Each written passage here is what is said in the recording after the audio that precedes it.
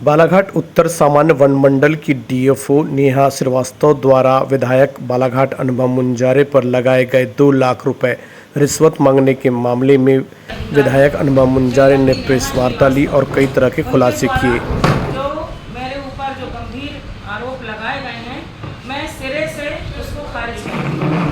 बहुत ही बेशर्मी के साथ नेहा श्रीवास्तव ने इतने अनर्गल आरोप मेरे ऊपर लगाए जो कहीं से भी किसी के गले उतर ही नहीं सकता, क्योंकि आप सब जानते हैं कि अभी विगत दिनों एक सोनेवानी वन परिक्षेत्र में एक बाघ की रहस्यमय परिस्थितियों में मौत हुई और उसकी मौत के रहस्य को रहस्य ही बरकरार करने के लिए दक्षिण वन मंडल के जो अधिकारी हैं डीएफओ अधर गुप्ता, जो नेहा श्रीवास्तव और डीएफओ के पति भी हैं, तो अधर गुप्ता की कार्यप्रणाली से सभी लोग परिचित हैं कि वो कितने लापरवाह हैं, कर्तव्य के प्रति कितने निष्क्रिय रहते हैं। और इनके ऊपर ये भी आरोप लगा है कि वो मद्यपान करते हैं और नशे की हालत में वो ड्यूटी करते हैं, ड्यूटी में रहते हैं, ऑफिस में बैठे रहते हैं। तो जो सोनेवानी वन परिक्षेत्र में जो बाघ की मौत हुई, उसके मौत को रहस्य ही बनाए रखने के लिए इनके दिशा निर्देश पे जब तक बड़ा अधिकारी नहीं बोलेगा तो छोटे कर्मचारी कैसे दाह संस्कार कर लेंगे। हम सब जानते हैं कि बाघ जो है वो हमारे देश का राष्ट्रीय पशु है और उसकी मृत्यु होने पर, चाहे प्राकृतिक कारणों से हो या अन्य किसी दुर्घटना के कारण हो, तो उसकी मृत्यु होने पर उसको शासन के जो निर्धारित नियम है, मापदंड है, उसके अंतर्गत उसका दाह संस्कार होना चाहिए। लेकिन ऐसा नहीं हुआ है। वहाँ पर बाघ को, जो मादा बाघ थी, जैसी जानकारी हम सबको मिली, उसका रातों रात दाह संस्कार कर दिया गया, उसको जला दिया गया, उसके अवशेष नष्ट कर दिए गए। और उस समय क्योंकि मध्य प्रदेश विधानसभा का पावस सत्र चल रहा था, मैं भोपाल में थी और ये मामला क्योंकि मेरे विधानसभा क्षेत्र का था, तो हमारे जो वन्य प्राणी जो पशु मित्र जो हैं हमारे साथी लोग, उन्होंने मुझे इस घटना से अवगत कराया और फिर मैंने और हमारे माननीय विधायकों ने, हमारे मधु भगत जी ने, विक्की पटेल जी ने, संजय उइके जी ने, हम सब ने इसकी शिकायत, सारे वन के जितने बड़े अधिकारी, सबसे हमने शिकायत की और विधानसभा में ध्यानाकर्षण और शून्यकाल के द्वारा ये मामला हमने उठाया और एसआईटी गठित करने की हमने मांग की। ये मामले की बहुत जो गहराई से जांच होना चाहिए। अगर एक तरफ बाघ को बचाने के लिए सरकार दावे करती है और बाघों की संख्या बढ़ रही है कहते अपनी पीठ थपथपा रही, दूसरी तरफ रक्षक ही भक्षक बने हुए हैं। इनके क्षेत्र में इस तरह से एक बाघ को जला दिया जाना और कोई कार्रवाई नहीं होना, एक गंभीर मामला है। और इसलिए अब क्योंकि इनको कोई रास्ता समझ में आ नहीं रहा है, एसआईटी गठित हो चुकी है, जांच प्रारंभ हो चुकी है और उसमें दूध का दूध और पानी का पानी होने वाला है। इस संदर्भ में नेहा श्रीवास्तव अपने पति के बचाव में सामने आ गई है और पति के बचाव में सामने आकर वो इस तरह की घटिया मानसिकता का परिचय दे रही है। अब इसके पीछे मैं आपको स्पष्ट रूप से कहना चाहूँगी, इसके पीछे बालाघाट जिले को जिन्होंने बर्बाद किया है, राजनीतिक क्षेत्र में बोले, सामाजिक क्षेत्र में बोले या किसी भी तरीके से बोले, वो है श्री गौरीशंकर बिसेन। गौरीशंकर बिसेन जी के इशारे पर ही यह सब कृत्य हो रहा है। एक विधायक पर इतना संगीन आरोप एक प्रशासनिक अधिकारी कभी नहीं लगा सकता, किसी भी कीमत पर नहीं लगा सकता। गौरीशंकर बिसेन 29,000 वोटों से पराजित हुए विधानसभा चुनाव में, लेकिन आज भी जो उनके सपने हैं वो बहुत ऊंची उड़ान भर रहे हैं। वो अपने आप को हारा हुआ नहीं मान रहे, वो लोकतंत्र का रोज मखौल उड़ा रहे हैं। रोज आप देख रहे हैं शासकीय कार्यक्रम हो रहे हैं, जो भी कार्यक्रम हो रहे हैं उसमें हार फूल माला पहन रहे हैं, प्रमुख अतिथि बन के जा रहे हैं, कार्यक्रम की अध्यक्षता कर रहे हैं और अपनी वाहवाही लूटने का काम कर रहे हैं। अभी आपने देखा फ्लाईओवर का उस दिन लोग, सच्चाई की लड़ाई में, नैतिकता की लड़ाई में, गरीब मजदूर किसान आदिवासी वर्ग के अधिकारों की लड़ाई में हमने पूरा जीवन व्यतीत कर दिया। सब जानते हैं मुंजारे परिवार का क्या इतिहास रहा है और मुंजारे परिवार ने किस तरह से जमीनी लड़ाई लड़ी है। कल भी लड़ रहे थे, आज भी लड़ रहे हैं, हमेशा लड़ते रहेंगे। तो हमारे ऊपर इतना घटिया इल्जाम, घटिया आरोप, तो ये अधर गुप्ता पे जो आरोप लगे हैं और अधर गुप्ता का सस्पेंशन होना तय है। और मैंने पहले भी कहा है और वन्य प्राणी प्रेमी जो संगठन के लोग हैं उन्होंने भी मुझसे कहा कि भाभी जी आप संघर्ष करो, हम मौका आएगा तो हम आपके साथ धरना आंदोलन प्रदर्शन में भी आपके साथ खड़े रहेंगे।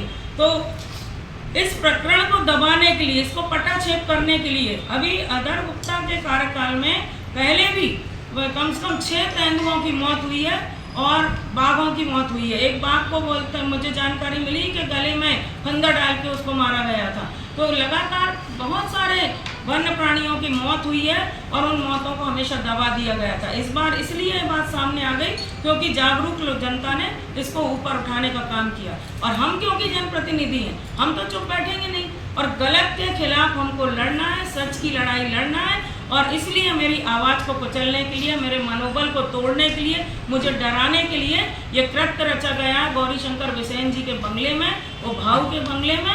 और वहाँ पर नेहा श्रीवास्तव को दिया गया है ऑक्सीजन कि तुम इस तरीके से आरोप लगाओ। ये कायर लोग हैं, निकम्मे लोग हैं, ये बहादुरी से आमने सामने लड़ने वाले लोग नहीं हैं। हम तो झांसी की रानी लक्ष्मीबाई और रामगढ़ की रानी अवंतीबाई के अपने आप को बेटी मानते हैं। हम तो सीधे आर पार की लड़ाई लड़ने की तैयारी रखते हैं, ताकत रखते हैं। आपको लड़ना है, आप आमने सामने लड़ो, बहादुरी से लड़ाई लड़ो।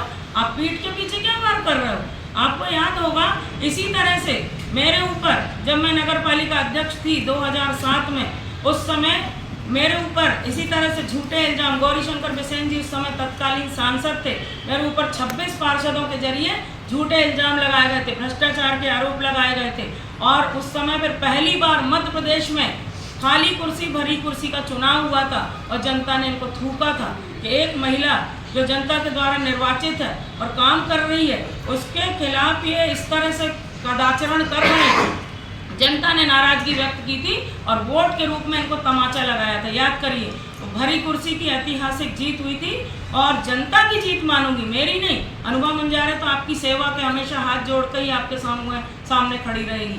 तो अनुभव मुंजारे की नहीं, जनता की जीत हुई थी और भरी कुर्सी जीती थी।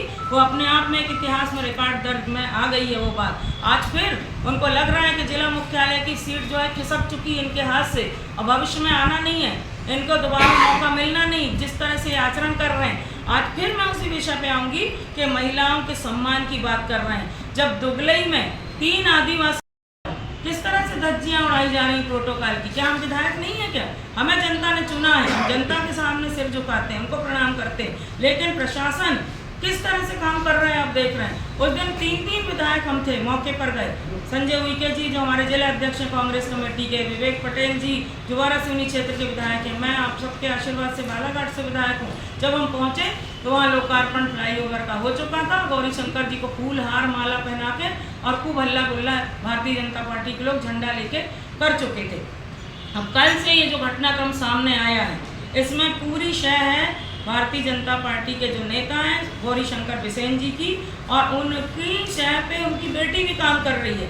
मौसम से तो मैं पहले ये पूछना चाहती हूँ कि तुम बिसेन हो कि हरिण खेड़े हो, क्या हो तुम शादी के पहले का अगर सरनेम बोलती हो तो फिर बाद में तुम्हारे पति का क्या मामला है? पति का नाम उजागर नहीं करना चाहती क्या, कि अपने आप को विवाहित क्यों नहीं करना चाहती? देख, तो ये लोग भारतीय सभ्यता और संस्कृति की बात करते हैं, शुचिता की बात करते हैं, समरसता की बात करते हैं, और यहाँ मेरे को नैतिकता का पाठ पढ़ा रही है। नैतिकता की अगर बात करते हो तो जहाँ जो भाऊ का बंगला बना है ना, पहले उस जमीन की जांच हो जाना चाहिए। तो इतना बड़ा भूखंड किस तरह से गौरी शंकर बिसेन जी को मिला और कैसे उनकी निजी संपत्ति हो गया, ये मामला जांच का है।